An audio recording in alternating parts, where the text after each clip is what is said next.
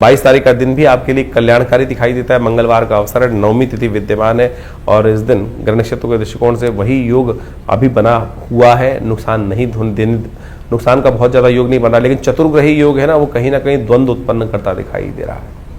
वो उसका आपको ध्यान रखने की जरूरत है। इस वक्त थोड़ी छोटी बातों में थोड़ा सा अपने क्रोध को कम करने का प्रयास करें। छोटी छोटी बातों में अनुभव से लाभ लेने का यदि प्रयास करेंगे तब अच्छा रहेगा। अननेसेसरी नौसिखिया बनकर कार्य करना वो फिर कष्ट हो सकता है। माँ भगवती दुर्गा की उपासना करें।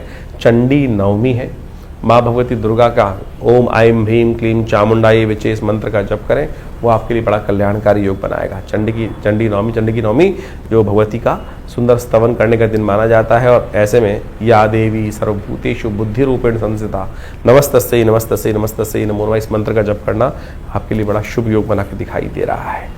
हम बात कर लेते हैं 23 तारीख बुधवार की और इस दिन दशमी तिथि विद्यमान है और ग्रह नक्षत्रों ने परिवर्तन की राह पकड़ ली है और ये परिवर्तन आपकी राशि के दृष्टिकोण से लाभ भाव में गए हुए चंद्रमा आपकी राशि के दृष्टिकोण से कई प्रकार के रास्ते आपको दिखाने के योग बनाएंगे और उन रास्तों पर यदि चलेंगे तो बहुत रूप से आप लाभ ले सकते हैं। इस दिन पंचक आरंभ हो रहा है, रात्रि में करीब 12:25 से ही पंचक आरंभ हो जाएगा।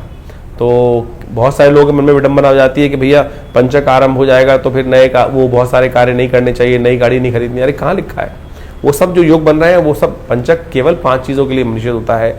लकड़ियों का एकत्र करना, तृण का एकत्र करना, घास इत्यादि का एकत्र करना निषेध माना जाता है। देखिए इन दिनों ध्यान रखिएगा, अगर आप इन सब चीज़ों का एकत्र कर रहे हैं तो इस वक्त सूर्य जो है वो विशेष तौर पर राजा हैं और ग्रह योग के दृष्टिकोण से इस वक्त योग ऐसा बन रहा है कि अग्नि का उपद्रवी तत्व ज़्यादा परेशान कर सकता है। तो ध्यान रखना चाहिए, पंचक के समय में लकड़ी का एकत्रीकरण ना करें और नई कंस्ट्रक्शन का जो छत इत्यादि डालने का कार्य ना करें।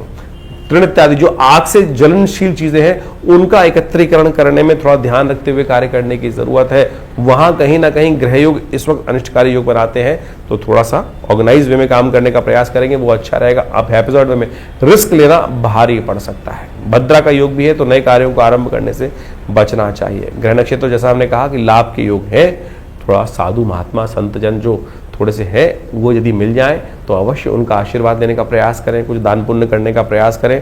उनके आशीर्वाद से आपके लिए कहीं ना कहीं चीज़ें अच्छी हो सकती हैं, विघ्नों को दूर करने के योग बन सकते हैं।